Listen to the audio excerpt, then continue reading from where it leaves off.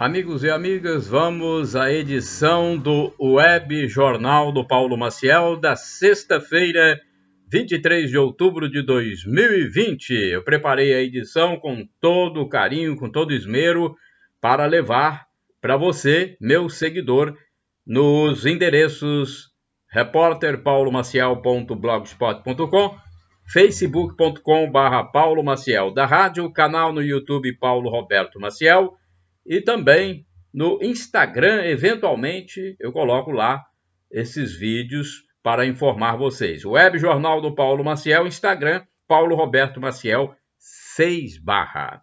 Bem, sexta-feira, 23 de outubro de 2020, é o jornal deste dia. Web Jornal do Paulo Maciel, um informativo diário com notícias resumidas e atualizadas. Os santos do dia 23 de outubro são São João de Capistrano, São Severino e Santo Inácio. Estamos na 29ª semana do Tempo Comum na Igreja Católica. Estamos também na Semana da Asa, Semana da Nutrição, e a fase da Lua, que começa neste dia 23, é a crescente. Bem, dia 23 é o dia da Força Aérea Brasileira, FAB. Parabéns aos meus colegas de farda, já que eu fui também das Forças Armadas, só que eu servi na Marinha. E nesta sexta-feira comemora-se o dia da FAB, Força Aérea Brasileira. Dia do aposentado do Banco Central, dia do aviador. Então, parabéns a todos esses que comemoram o seu dia em 23 de outubro de 2020. Faltando 8 dias para terminar o mês, já que este mês de outubro é de 31 dias, né? Faltam, então, 8 dias para o término do mês. Agora vamos aos indicadores econômicos. Vamos ver como é que fechou a saca de café no Centro de Comércio de Café de Vitória, no fim da tarde da sexta-feira, 22 de outubro de 2020. O Arábica 6, R$ 464 a saca de 60 quilos. Arábica 7, 360. Conilon 7, 376. O dólar fechou em queda de 0,36%, cotado a R$ 5,59. A Bolsa Brasileira fechou em alta de 1,36%. Olha, a Bolsa Brasileira com mais de 100 mil pontos. O índice Bovespa atingiu 101.917,73 pontos. O salário mínimo em vigor, R$ 1.045. Salário mínimo por hora, R$ 4,75. Salário mínimo por dia, R$ 34,83. Taxa Selic, 2% ao ano. Inflação dos últimos 12 meses, 3,14%, de acordo com o índice utilizado pelo Banco Central, né? Banco Central, ele utiliza, então, um índice que, calculando em 12 meses, resulta em 3,14%. Agora vamos a outras notícias. Real Noroeste e Goianésia empatam na Série D. Olha, o Real é daqui da nossa região, é município vizinho de Colatina, Águia Branca. Então, Goianésia de Goiás e Real Noroeste de Águia Branca do Espírito Santo empataram em 1-1 em partida válida pela Série D do Campeonato Brasileiro nesta quinta-feira, 22 de outubro de 2020, às 18 horas. O jogo foi no estádio Valdeir José de Oliveira, na cidade de Goianésia. Dudu Itapajé marcou para o time goiano e Isaías marcou para o clube de Águia Branca. Com o resultado, as duas equipes somam 14 pontos ganhos cada uma. O Real está na segunda colocação, com melhor saldo de gols, e o Goianésia no terceiro lugar. Parabéns aos jogadores da nossa região, do Real Noroeste, segundo lugar na Série D. Agora, notícias policiais. Meus amigos, minhas amigas, olha, ocorrências policiais no Espírito Santo, principalmente... Agora, não sei se eu falo que é principalmente na Grande Vitória, porque o interior também registra muitas ocorrências, hein? 2 jovens mortos em Cariacica, Grande Vitória, hein? No bairro Campo Verde, em Cariacica. Foram feitos mais de 10 disparos de arma de fogo, matando um jovem nesta quinta-feira, dia 22 de outubro de 2020.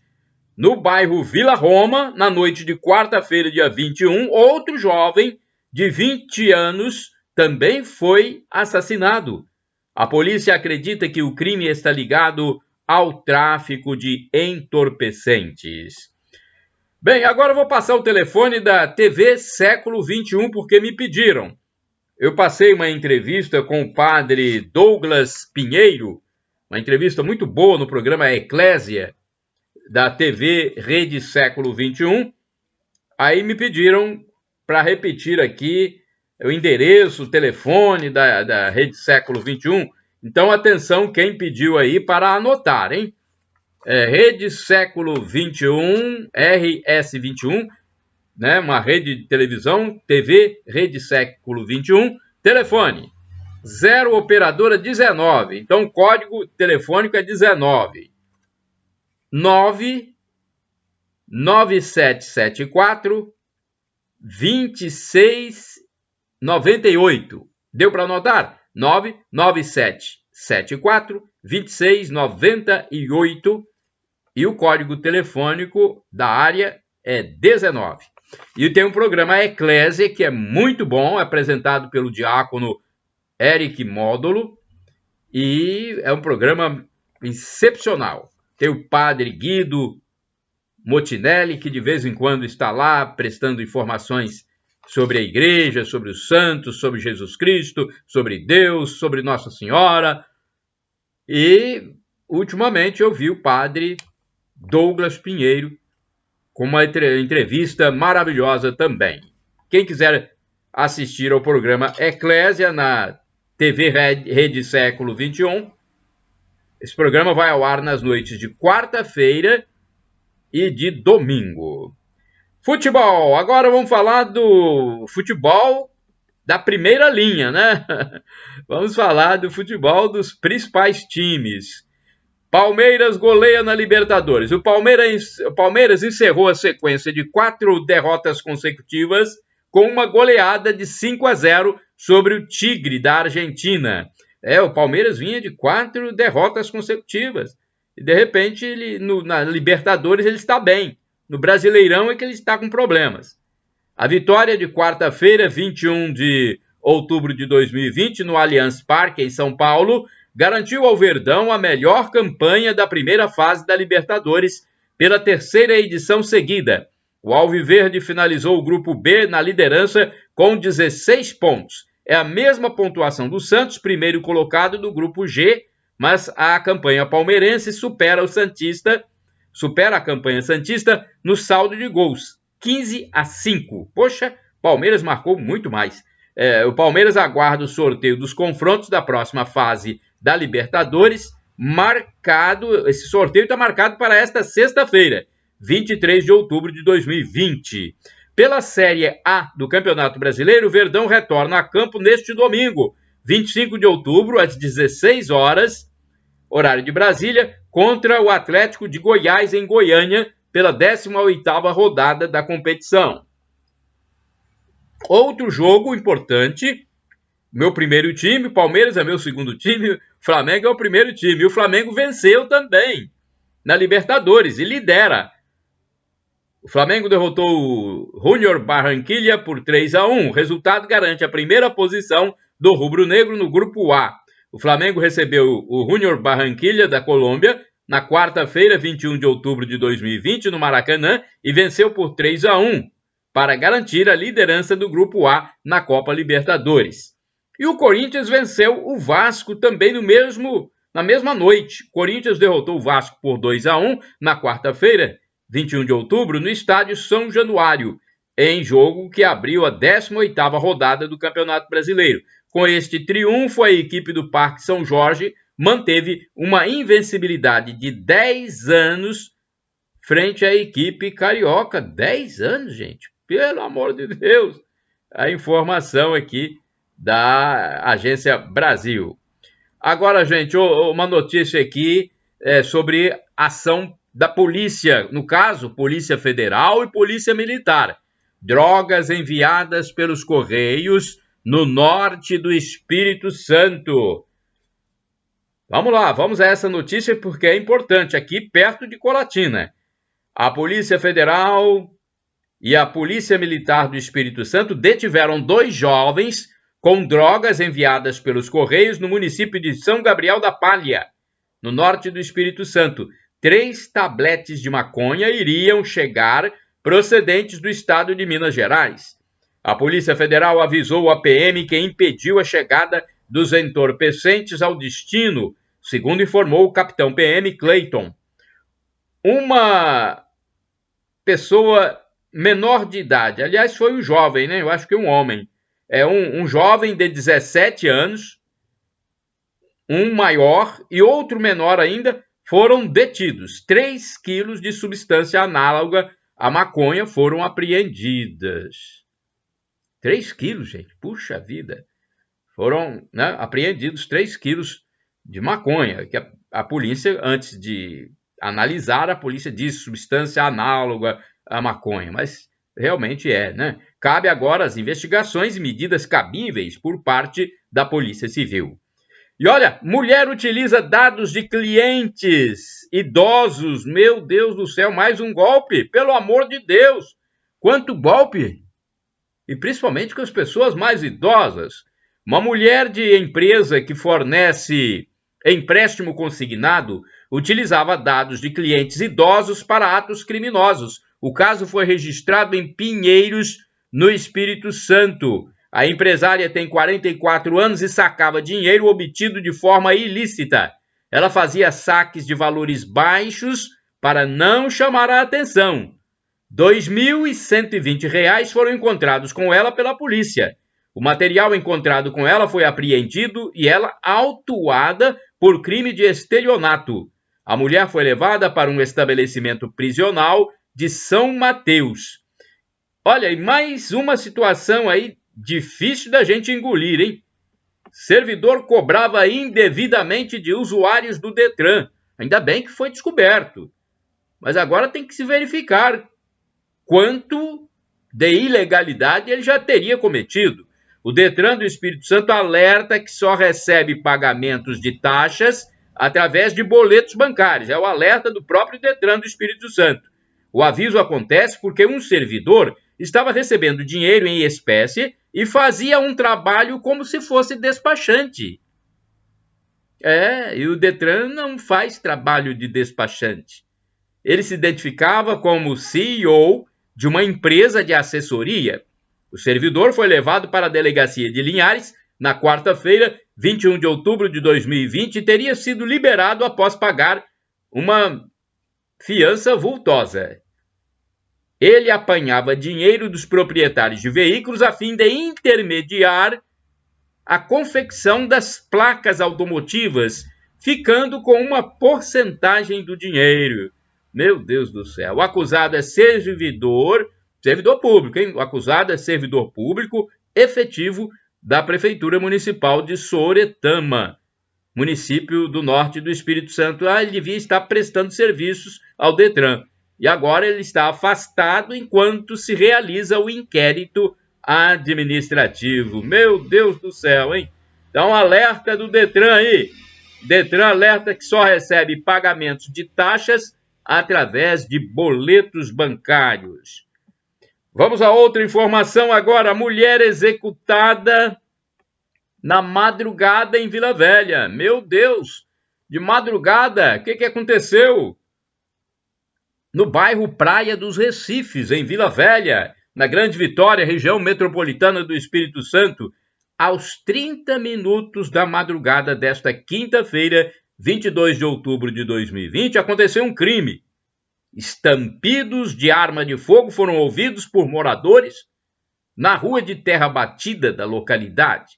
A polícia militar foi avisada e, ao chegar, encontrou uma mulher morta no meio da via pública. A jovem, que seria moradora do bairro Ulisses Guimarães, recebeu mais de 10 tiros, atingindo-lhe as costas e o rosto. A vítima aparentava ter cerca de 20 anos de idade. Os policiais militares chamaram então a Polícia Civil para as devidas investigações. E um homem, olha só, outra notícia da editoria de polícia. Um homem foi assaltado por 2 mulheres na Avenida Carlos Lindenberg. Meu Deus do céu, quanto crime, gente! E esses são alguns que eu selecionei, tem muito mais. Um homem foi rendido na Avenida Carlos Lindenberg, entre os bairros Cobilândia e Alvorada, em Vila Velha, por 2 mulheres da noite. Elas pretendiam assaltá-lo, mas ele teria reagido. No confronto, na reação dele, o homem acabou sendo esfaqueado, enquanto as assaltantes fugiram levando a carteira e o telefone celular. A ocorrência foi na madrugada desta quinta-feira, 22 de outubro de 2020. E tem mais um caso aqui interessante porque chega a ser hilário. Um homem criminoso, jovem, 23 anos, praticando crime, foi parar dentro de um valão. Vamos à notícia. Um homem suspeito de roubar uma motocicleta foi perseguido e empurrado num valão entre os bairros Vila Nova e Santa Mônica, em Vila Velha, na quarta-feira, 21 de outubro de 2020. Na verdade, não era só um, eram 2 meliantes na moto roubada, mas um conseguiu escapar. Tem sempre aquele que consegue dar no pé. O jovem de 23 anos que não conseguiu escapar, ele foi parar num valão. Em Vila Velha tem muito valão, hein? Olha, a polícia militar foi acionada e compareceu, retirando o jovem ladrão do local onde ele estava. Só que tem um detalhe. Antes de colocá-lo na viatura, os policiais militares foram atrás de uma mangueira com água, porque eu imagino que ninguém aguentava o cheiro, né? O homem está dentro do valão. Então, antes de colocá-lo na viatura, os policiais militares conseguiram uma mangueira com água e deram um banho no meliante, no desviado da lei. Antes de colocá-lo para as devidas providências, né? Tem que tomar uma providência, levar na delegacia, fazer o correndo. Então, antes disso, ele devia estar cheio de lama. Minha Nossa Senhora, levou um banho de mangueira. Meu Deus do céu. Isso em Vila Velha, minha querida cidade de Vila Velha, onde eu já morei. É a minha segunda cidade. Depois de Colatina, Vila Velha é a minha cidade em que eu morei depois de Colatina. Bem, agora vamos às manchetes do jornal impresso A Tribuna, de quinta-feira, 22 de outubro de 2020. Manchetes de capa do jornal A Tribuna. Queria ter ido no lugar dele, diz a mãe do menino morto em incêndio. Minha nossa, não é fácil, né? Para uma mãe ver um filho de 4 anos que morreu no incêndio. Cláudio Humberto, coluna do Cláudio Humberto, é um jornalista conhecido nacionalmente, costuma ser sóbrio, costuma ser equilibrado. Vamos ver se o assunto dele aqui tem equilíbrio. Universidade vai indenizar família de quem teve morte provocada por vacina. Caso de médico que morreu durante testes de Oxford gerou repercussão negativa. 13 erros que atrasam... Como é que é essa notícia? Deixa eu ver direitinho aqui. 13 erros que atrasam a liberação da aposentadoria pelo INSS. Ah, sim, há problemas que as pessoas deveriam atentar mais para isso, para esses erros, para não haver tanto atraso, né? Mas isso está no jornal impresso A Tribuna. Tem que procurar o jornal de quinta-feira, 22 de outubro de 2020. Maioria dos adultos está acima do peso. Isso aí mais ou menos eu já sabia. Quem afirma é o IBGE. Má alimentação e falta de atividades físicas são as principais causas. Um grupo mantém saúde em dia com circuito funcional. É uma legenda de fotografia de capa. Taxa de transmissão de Covid volta a cair. No futebol, líder e com vantagem. Time misto bate o Junior Barranquilla por 3-1 e fecha a fase de grupos da Libertadores na liderança. No Brasileiro, o Vasco perdeu para o Corinthians. Eu já falei essas notícias, né? Que estão na capa de A Tribuna. Bandidos já atacaram 4.000... Oh, meu Deus do céu, isso tudo? Bandidos já atacaram 4.440 lojas. Só neste período até outubro, neste ano. De acordo com a Secretaria Estadual de Segurança Pública, são 17 casos por dia. Policiais afirmam que os crimes são cometidos por viciados ou gangues que não têm hora certa para agir. Mob muda para ficar com jeito de SUV. Um caderno sobre rodas. Antialérgico é um novo aliado para tratar queda de cabelo. AT2, mutantes em clima de terror. Agora vamos a uma notícia aqui do Vaticano. Papa diz que homossexuais devem ser protegidos por leis de união civil. É uma notícia da Agência Brasil. O Papa Francisco afirmou em um filme lançado na quarta-feira, 21 de outubro de 2020, que os homossexuais devem ser protegidos pelas leis de união civil, em uma das linguagens mais claras já usadas pelo pontífice sobre os direitos dos homoafetivos. Os homossexuais têm o direito de ter uma família. Eles são filhos de Deus e têm direito a uma família. Ninguém deveria ser descartado ou se sentir infeliz por isso, diz o Papa no documentário Francesco, do diretor Oscar Evany. Eu não conheço esse diretor, mas parece que ele já foi indicado para o Oscar. Me parece que foi, né? Então vamos ver aqui mais alguma informação. Essas notícias que saem também na imprensa, a gente tem que ter cuidado, porque às vezes eles deturpam o que o Papa fala, ou pegam somente um trecho, mas aqui é um documentário, né, de Oscar Evany. Eu não sei se o nome, essa pronúncia é essa mesma. O que temos que criar é uma lei de união civil. Dessa forma, eles são legalmente cobertos. Eu defendi isso, acrescentou o Papa. Ele pareceu estar se referindo à época em que era arcebispo de Buenos Aires, capital da Argentina, e se opunha à legislação para aprovar casamentos de pessoas do mesmo sexo, mas apoiava algum tipo de proteção legal para os direitos dos casais homossexuais. O biógrafo papal Austin Everreich disse à agência Reuters que os comentários do Papa no filme foram as palavras mais claras que o pontífice usou para o assunto desde a sua eleição em 2013. Francisco, que no início do seu papado disse a famosa frase "Quem sou eu para julgar?", quando questionado sobre os homossexuais que tentavam viver uma vida cristã, falou em uma parte do filme sobre Andrea Rubera, um gay que adotou 3 filhos com seu parceiro. Rubera contou no filme que foi a uma missa matinal que o Papa celebrou no Vaticano e lhe entregou uma carta explicando sua situação.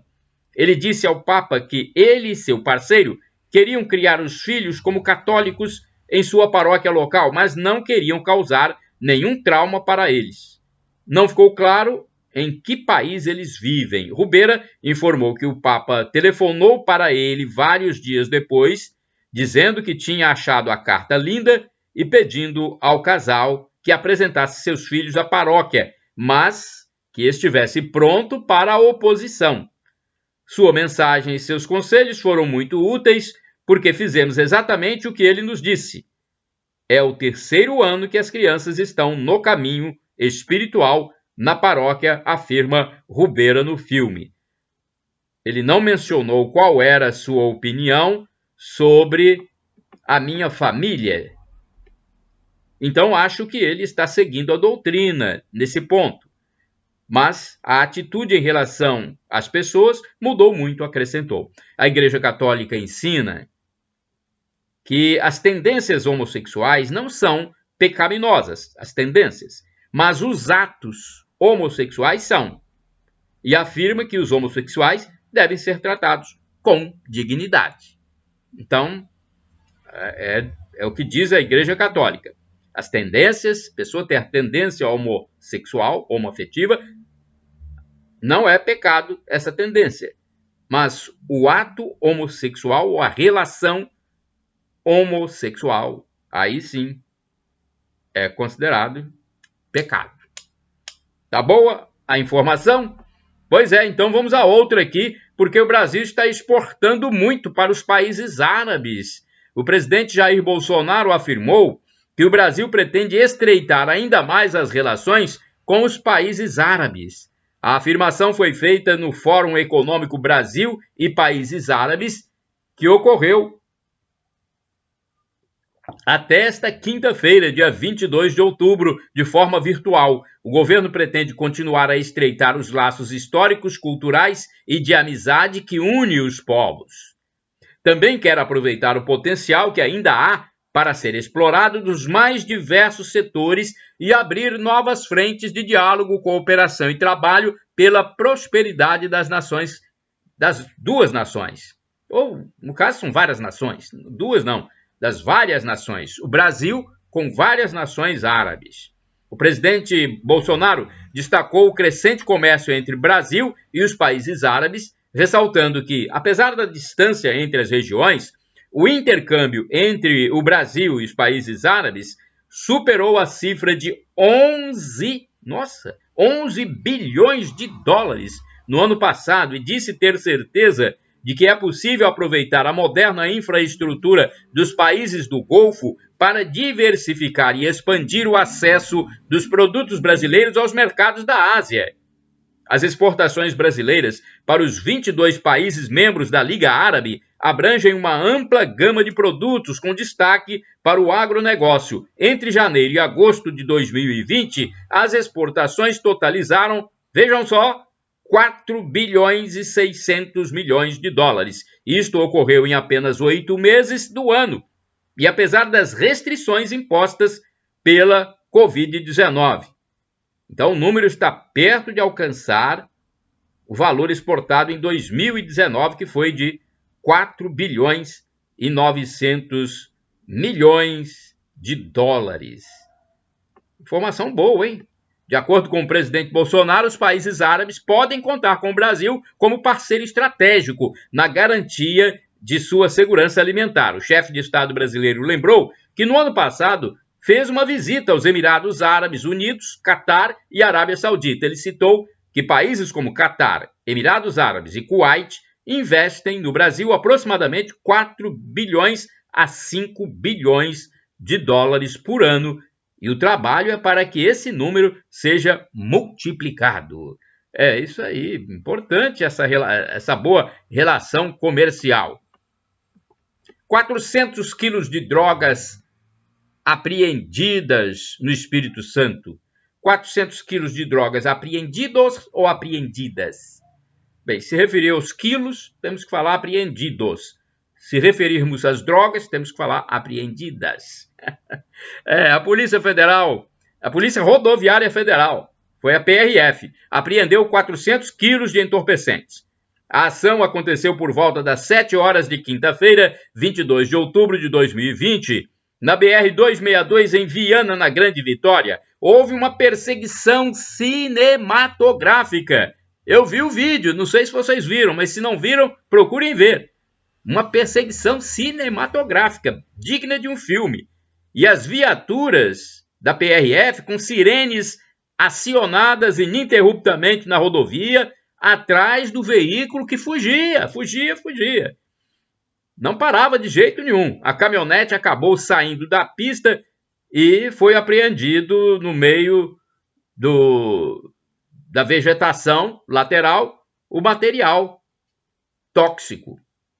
Então, a caminhonete saiu da pista, foi para uma vegetação, lá foi apreendido esse material tóxico 400 quilos de maconha. A droga estava na carroceria da caminhonete, que recebia a cobertura, uma espécie de escolta. Essa caminhonete tinha uma escolta, uma espécie de escolta, de um automóvel. Um dos veículos possui placa de Minas Gerais. Parece que o outro tem placa aqui do Espírito Santo. Agora vamos falar de ciência. A ciência é muito importante, ela não é tudo, mas ela é importante. Então tem um projeto aqui científico que vale a pena a gente falar. O maior projeto de ciência brasileira para pesquisa começa a funcionar oficialmente. Batizada com o nome Manacá, foi lançada oficialmente nesta semana, em Campinas, São Paulo, a primeira linha de luz Sirius do Ministério da Ciência e Tecnologia, que vai ajudar no desenvolvimento de pesquisas. O presidente Jair Bolsonaro participou da cerimônia de lançamento e antes visitou as instalações onde o projeto será desenvolvido.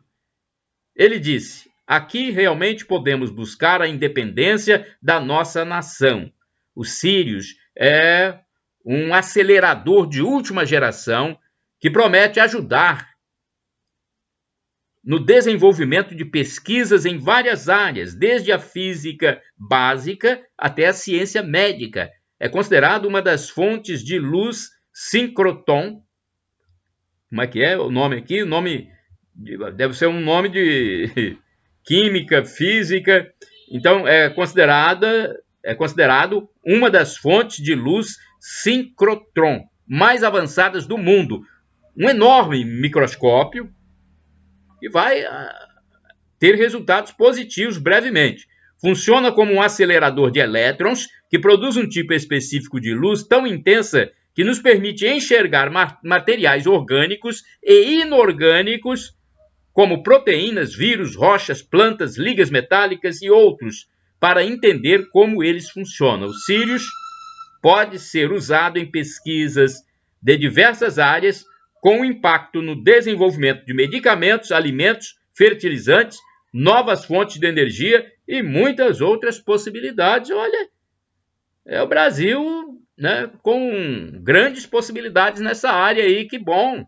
A Manacá é a primeira estação de pesquisa de uso dos Sirius e já estava sendo usada em caráter emergencial no esforço de apoiar pesquisas relacionadas à Covid-19. Agora, inaugurada oficialmente, vai apoiar também o avanço dos estudos de outras doenças, como o mal de Alzheimer, câncer e esquizofrenia.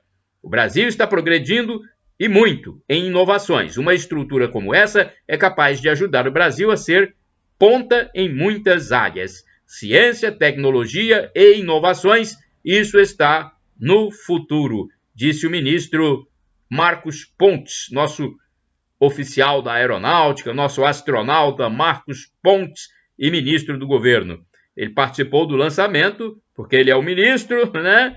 Ele é o titular da pasta da ciência e tecnologia, e segundo ele, o Sirius vai colocar o Brasil numa posição de destaque no mundo. Esse centro consegue colocar o Brasil na ponta em termos de aceleradores de partículas. Aí ele mostrou lá, né? Fez uma demonstração, e junto com outros laboratórios, o desenvolvimento da ciência deve aumentar no Brasil, deve acelerar no caso. Bem, e agora vamos falar sobre o ovo de tartaruga. De vez em quando eu vejo notícias sobre os ovos de tartaruga, a procriação das tartarugas. Tudo bem, nós temos que fazer isso mesmo. Mas, olha só, o ovo de tartaruga vale mais do que o óvulo humano.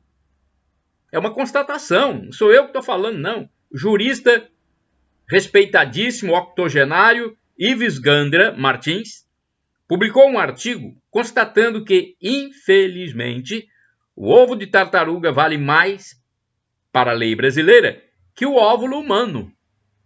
Pela Lei 9.605 de 1993, se alguém destruir um ovo de tartaruga, comete crime e pode ir para a prisão. No entanto, há 13 anos, o Supremo Tribunal Federal, STF, autorizou o aborto, a despeito de a Constituição brasileira, no artigo 5º, no seu caput, dizer que o direito à vida é inviolável. Ele lembrou ainda que num país, Ives Gandra Martins, gente, é um senhor respeitadíssimo, né? Um jurista, uma sumidade. Pois é. Ele lembrou ainda que num país em que quase todos os brasileiros sofreram uma redução em média de 25% na renda, o STF não permitiu que houvesse redução na folha de pagamentos dos nossos servidores públicos, aqueles que sustentamos pelo pagamento dos nossos impostos e que decidiram ser servidores do público. Esse é o assunto do Alexandre Garcia, também outra pessoa respeitadíssima no nosso país, um jornalista de renome.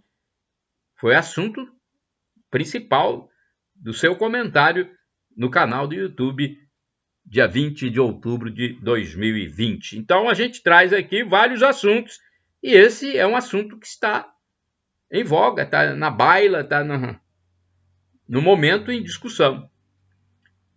Bem, eu falei aqui sobre esse projeto científico, o Sirius. Agora tem também um outro assunto importante, que é o submarino nuclear brasileiro. Olha só, o presidente Bolsonaro visitou o Centro Tecnológico da Marinha, que está construindo submarino nuclear. Ele visitou em Iperó, no estado de São Paulo, o Centro Tecnológico da Marinha, que é responsável pela construção do primeiro submarino nuclear brasileiro. E foi iniciada mais uma etapa desse processo, que é a montagem do reator do submarino. A previsão é que o submarino Álvaro Alberto fique pronto em 2034. O centro também desenvolve a produção de combustível nuclear, que atende a contratos com indústrias nucleares do Brasil, como as usinas Angra 1 e Angra 2, no Rio de Janeiro. É responsável ainda pela fabricação de um reator de potência, um equipamento que poderá ajudar no abastecimento da população e nos processos de dessalinização da água do mar.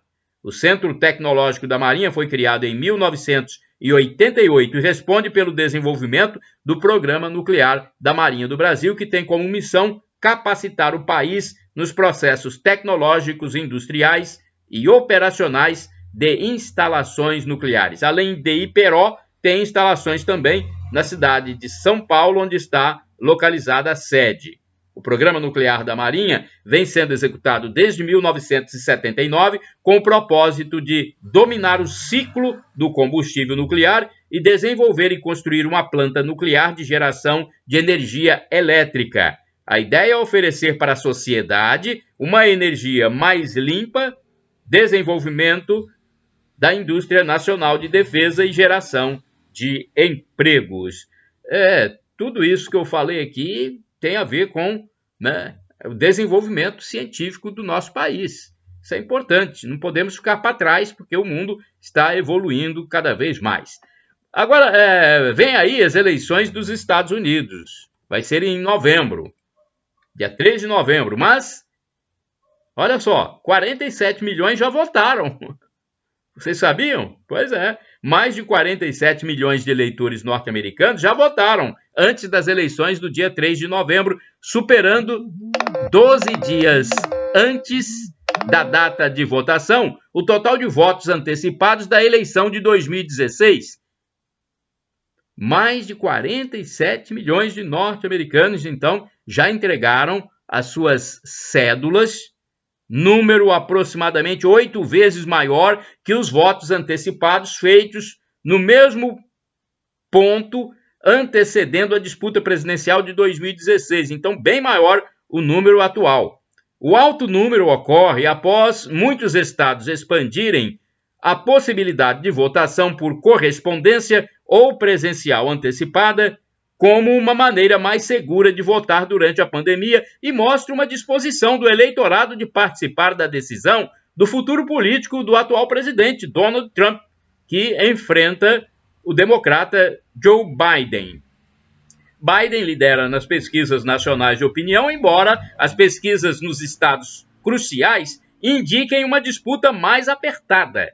O grande número de votos antecipados levou Michael McDonald, o professor da Universidade da Flórida, que há administra o projeto Eleições dos Estados Unidos, a prever um comparecimento recorde de aproximadamente 150 milhões de eleitores, representando 65% do eleitorado, maior percentual desde 1908. Será? Bem, a notícia é da agência Reuters, agência internacional Reuters.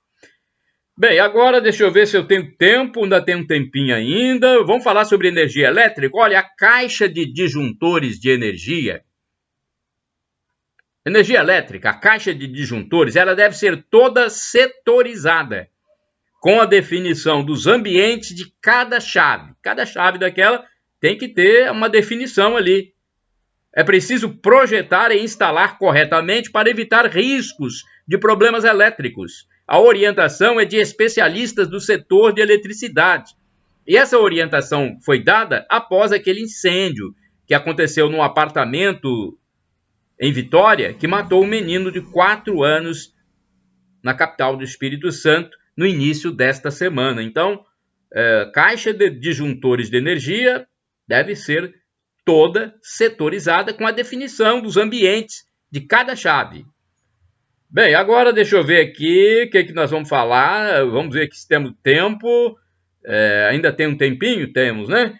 Olha, em acidentes simples, vamos falar sobre acidentes, porque às vezes acontece um acidente na estrada e para todo o trânsito. Todo mundo parado e não há necessidade disso, gente. Então, eu fui procurar saber, né, pesquisar, e aqui eu encontrei uma notícia interessante sobre isso. Em acidentes simples, a via deve ser liberada. O especialista em direito do consumidor no Espírito Santo, Hélio Casagrande, informou que ocorrências de acidentes simples não precisam nem de chamar a polícia militar. Quando os veículos estão em condições de trafegar e não há vítimas, é obrigatório que os envolvidos retirem os veículos da pista. Então tem que retirar. Não houve vítima, tem condição de trafegar? Retirem, para não atrapalhar o trânsito. Se não fizerem, podem ser multados por atrapalhar o tráfego. Apesar de não necessitar chamar o policial, é preciso fotografar ou filmar para garantir os direitos. É recomendável também fazer o boletim de ocorrência no batalhão de trânsito ou via online para requerer o seguro. As seguradoras exigem o BO, então tem que fazer o boletim de ocorrência, ou o BU, né? É o boletim unificado, mas tem que tirar o carro da pista, né? Senão fica difícil, né? Agora vamos lá, outra notícia aqui sobre o Papa, é isso? Ah, sim, porque o Papa apareceu de máscara pela primeira vez em público. Eu não tinha visto, mas agora ele apareceu. Foi durante um culto com outros líderes religiosos pela paz no mundo. O Papa Francisco usou uma máscara em público pela primeira vez nesta semana, quando ele e outros líderes religiosos participaram de um culto pela paz no mundo. O Papa usou uma máscara. Ele usou uma máscara branca durante a cerimônia na Basílica de Santa Maria, em Roma. Anteriormente, ele havia usado uma máscara somente dentro de um carro que o levou às suas audiências semanais no Vaticano. Francisco vinha sendo criticado, particularmente nas redes sociais, por não usar a proteção em suas audiências gerais e por algumas vezes chegar relativamente perto dos visitantes. O Papa tem 83 anos. Ele participou da cerimônia ao lado de outros líderes religiosos, incluindo o patriarca Bartolomeu, líder espiritual dos cristãos ortodoxos. Ao mesmo tempo, em outros locais de Roma, judeus rezavam na sinagoga da cidade e líderes budistas, sikhs e muçulmanos também oravam pela paz. A paz é o que nós sempre pregamos. Oração pela paz é importante. O evento acontece em meio à forte alta dos casos positivos do novo coronavírus na Itália nas últimas semanas. Também houve um pico relativamente pequeno no Vaticano, onde 4 membros da Guarda Suíça, a corporação de elite que é responsável por proteger o Papa, tiveram testes positivos para a doença. O evento anual foi iniciado pelo Papa João Paulo II. Deixa eu ver, eu tenho uma notícia importante aqui para falar, não sei se dá tempo, tenho tempo ainda. 300 novos sargentos, olha aí, eu não sabia, fiquei sabendo e vou passar para vocês. a Polícia Militar tem 300 novos sargentos. Graduação. Né? Cerimônia de formatura foi há poucos dias.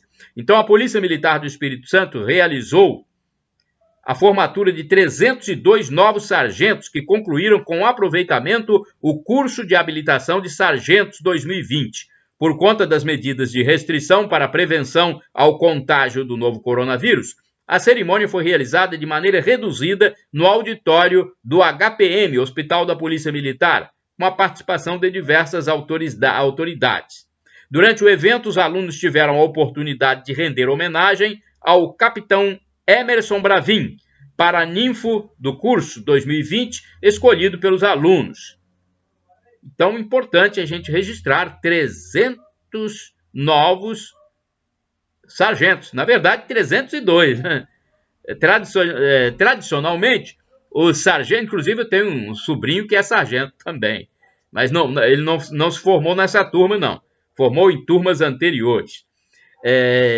Então, tradicionalmente, os sargentos têm a missão de servir de elo entre os oficiais e a base da instituição. Eles estão ali no meio, né? Tem os soldados, cabos, aí entre a oficialidade e os cabos e soldados tem os sargentos. Então, a promoção dos sargentos vai beneficiar também aqueles da base da polícia. Por quê? Porque a promoção é uma boa notícia para a carreira dos soldados, uma vez que, com a vacância provocada pela promoção, mais de 300 soldados poderão ser promovidos a cabo, o que ocorrerá por proposta do governo do estado. Então, vamos aguardar aí que muitos soldados devem ser promovidos a cabo, né, porque os que eram cabos vão a sargento, então tem vaga lá. Deixa eu ver, eu não sei se eu tenho tempo, eu estou com meu tempo aqui escasso, hein? Eu acho que já não tenho mais tempo, acho que eu vou ter que encerrar o meu web jornal do Paulo Maciel, né? Não vai dar, tenho notícias ainda importantes, mas não vai dar mais, eu vou ter que encerrar. Deixa eu ver se dá para falar, não dá mais. Estou querendo falar uma notícia aqui, mas não vai dar mais, se vocês me desculpem. É uma notícia importante, mas eu vou deixar para o próximo informativo, o próximo web jornal do Paulo Maciel. Chegamos ao final do web jornal do Paulo Maciel, edição da sexta-feira, 23 de outubro de 2020. Shalom Adonai é uma expressão hebraica que significa a paz de Deus, a paz do Senhor. Uma boa sexta para todos. Como dizem os festeiros, sextou! É o web jornal do Paulo Maciel de sexta-feira para você que acessa o canal no YouTube Paulo Roberto Maciel, blog repórterpaulomaciel.blogspot.com, facebook.com/Paulo Maciel da rádio e canal no Instagram Paulo Roberto Maciel 6/. Shalom, a paz!